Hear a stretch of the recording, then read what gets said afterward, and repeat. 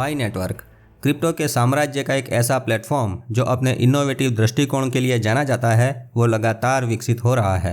लोगों की उम्मीदों पर खरा उतरने के लिए अथाह प्रयत्न चालू है। जैसा कि आप जानते हैं, ज़्यादा डेवलपमेंट और जल्दी से डेवलपमेंट करने के लिए ज़्यादा डेवलपर्स की ज़रूरत पड़ती है। सिस्टम में नए अपडेट्स, नए फीचर्स एक के बाद एक आते रहते हैं। यही दर्शाता है कि पाई नेटवर्क प्रोजेक्ट आगे बढ़ रहा है। अगस्त 2023 में हुए हालिया बदलावों ने उपयोगकर्ताओं को उत्साहित और उत्सुक बना दिया है। अब आगे पाई नेटवर्क किस दिशा में आगे बढ़ेगा, यहाँ से किस प्रकार उसको आगे ले जाना है, वो पाई की टीम सोच रही है और उसके लिए नया रोड मैप बनाने की तैयारी भी शुरू हो चुकी है। नया रोड मैप अभी आया नहीं है। पाई की टीम की तरफ से अभी ये नए रोड मैप का ऑफिशियल अनाउंसमेंट नहीं हुआ है।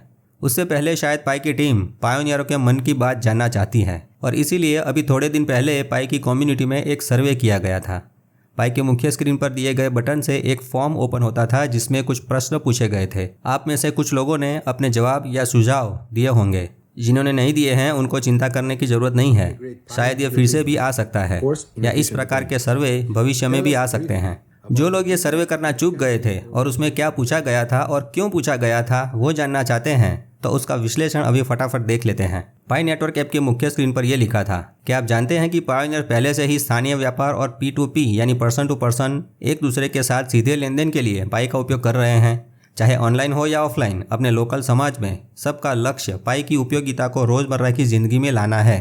अपने गांव की या शहर की छोटी और बड़ी दुकानों में पाई से लेन देन करने के लिए, लोकल वाणिज्यिक गतिविधियों के लिए, अधिक समर्थन और सपोर्ट सुविधा के लिए हमें आपके सुझाव की, सलाह मशवरे की आवश्यकता है। अपने लोकल बिजनेस में पाई के लेन देन में आपका अब तक अनुभव कैसा रहा और पाई को किस प्रकार अधिक सुलभ और आसान तरीके से उपयोग में ला सकते हैं, उस पर आपके विचार बताएं। उसके लिए यानी कुछ महत्वपूर्ण प्रश्नों के उत्तर देने के लिए ये सर्वे बटन पर टैप करें। मित्रों, यहाँ क्लिक करने से एक स्क्रीन आती थी और वहाँ पर जो लिखा था उसको यहाँ अभी आसान भाषा में बताया है।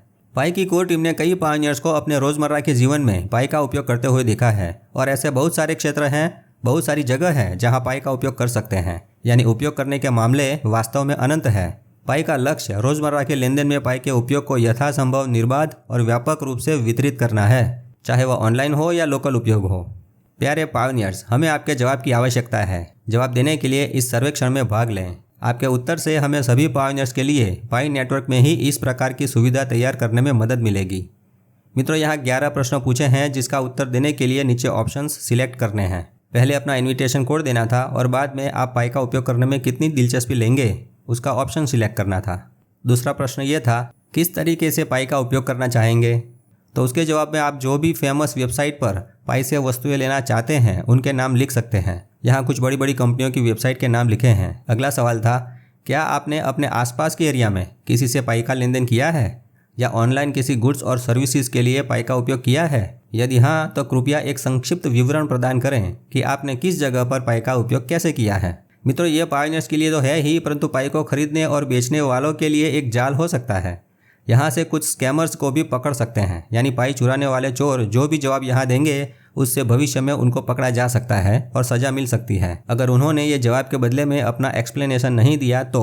जैसे कि स्कैमर ने पाई को रुपये से या डॉलर से खरीदा तो है, तो यहाँ क्या जवाब देंगे? ना तो नहीं कह सकते क्योंकि वॉलेट में ट्रांजैक्शंस दिखते हैं, और हाँ कहेंगे तो बताना पड़ेगा कि कौन सी सर्विसेज के बदले में पाई लिए थे। दूसरा भी एक उपयोग है कि जो लोग एक से ज़्यादा अकाउंट चला रहे थे, रॉबर्ट प्रोग्राम के जरिए एक से ज़्यादा अकाउंट्स में पाई माइनिंग कर रहे थे, उन सभी को वो सभी अकाउंट्स में से इन सभी सवालों का जवाब देना होगा, परंतु टाइम कम होने की वजह से नहीं दे सकेंगे। तो इस प्रकार सच्चा पायोनियर निकल जाएगा और बैड एक्टर्स फिल्टर हो जाएंगे। अगला सवाल था, किस प्रकार की सुविधा या उत्पाद आपके लिए वास्तविक वस्तुओं और सेवाओं के लिए पाई का उपयोग करना आसान बना देंगे? इसमें आप लिख सकते हैं किराने और सब्जी की खरीदारी, है ना, ज़्यादातर उसी की ज़रूरत होती है। फिर है सबसे बड़ी चुनौतियां या अवरोधक क्या होंगे जो आपको गुड्स और सर्विसेज के लिए पाई का उपयोग करने से रोक सकते हैं? तो इसमें लिख सकते हैं कि स्थानीय दुकानें और बड़ी ऑनलाइन ई-कॉमर्स कंपनियां पाई को स्वीकार नहीं कर रही है। इसमें दूसरा भी कारण लिख सकते हैं कि कायदे कानून से गवर्नमेंट इसको मान्यता नहीं दे रही है या नहीं देगी, तो उसके लिए पाई की टीम कुछ करेगी। अगला सवाल था, क्या आप किसी ऐसी ऑनलाइन या लोकल कम्युनिटी के बारे में जानते हैं जहां बिजनेस में पाई का उपयोग होता है? यदि हाँ, तो हमें डिटेल में बताएं, जैसे कि बिजनेस का नाम, कौन सी कंट्री में है, क्या सामान मिलता है, और कोई लिंक हो तो शेयर करें। तो भाई इसका पता है तो बता सकते हैं या जवाब में नो भी लिख सकते हैं। अब ये सवाल इसलिए है कि कोई व्यापारी या मर्चेंट्स पाई से अपना बिजनेस चलाने में इंटरेस्टेड है तो पाई की टीम उसको संपर्क कर सकती है। फिर 2 सवाल है जिसमें कंट्री सिलेक्ट करें और अपना खुद का कोई बिजनेस है तो यस सिलेक्ट करें या फिर नो सिलेक्ट करें। नो सिलेक्ट करेंगे तो अगला प्रश्न ये आएगा कि क्या आप अपने सर्कल में किसी को जानते हैं जो पाई से बिजनेस करना चाहते हैं। इसमें भी यस या नो सिलेक्ट करना है। फिर आगे है आपके जवाब के आधार पर पाई की टीम को कोई प्रश्न हो तो क्या आपका कांटेक्ट करें, आप उसके लिए अनुमति देते हैं, क्या आप खुले दिल से तैयार होंगे। यहाँ से पायोनियर्स को किस प्रकार पाई का उपयोग करवाना है उसका आइडिया मिल सकता है और इस सर्वे की वजह से हो सकता है कई कंपनियों को इसका एनालिसिस करके बताया जाए और बड़ी बड़ी कंपनियां इसी सर्वे से पाई को अपनी वेबसाइट में इंटीग्रेट करें या नहीं उसका निर्णय ले सकें। अगर कम्युनिटी ही तैयार नहीं होगी तो बिना ज़रूरत के कौन सी कंपनी पाई को अपनी वेबसाइट या ऐप में इंटीग्रेट करेगी, है ना। तो ये भी एक रीज़न हो सकता है। अब अगर सभी लोग यानी ज़्यादातर पायोनियर्स सिर्फ एक्सचेंज पर पाई को बेच के निकलने की बात करेंगे तो हो सकता है कोई भी कंपनी तैयार नहीं होगी। इस प्रकार बहुत सोच विचार करके, बहुत ज़बरदस्त दिमाग का उपयोग करके ये सर्वे लाया गया है। तो ऐसे जो भी सर्वे आते हैं उसमें अच्छी तरह से जवाब देकर सबमिट करने से हमको ही फ़ायदा होगा। भाई अगर आपने पायोनियर के तौर पर इतने समय से पाई को बनाया है, पाई का पेड़ मोबाइल में लगाया है, तो अब उसके फल चखने के लिए तैयार होना है। कोर टीम पायोनियर्स को एक वीडियो सबमिशन के माध्यम से अपने विचार प्रस्तुत करने के लिए भी आमंत्रित कर रही है। सभी पायोनियर्स द्वारा सबमिट किए गए वीडियोज़ को एक वीडियो में इंक्लूड करके पूरी दुनिया की पाई कम्युनिटी की कुछ सामुदायिक प्रस्तुतियाँ प्रदर्शित की जाएंगी। यदि आप वीडियो सबमिट करने में रुचि रखते हैं तो कृपया इस लिंक का अनुसरण करें, यानी ये लिंक से अपना वीडियो सबमिट कर सकते हैं। अब दूसरा टॉपिक देखते हैं। इस सर्वे वाले अपडेट के तुरंत बाद एक और अपडेट दिखा है, वो है जुलाई महीने में पाई के हैकेथॉन में एक ऐप विनर घोषित हुई है जिसको 10,000 पाई का इनाम मिला है। उस ऐप का नाम है स्ट्रीमवॉल्ट।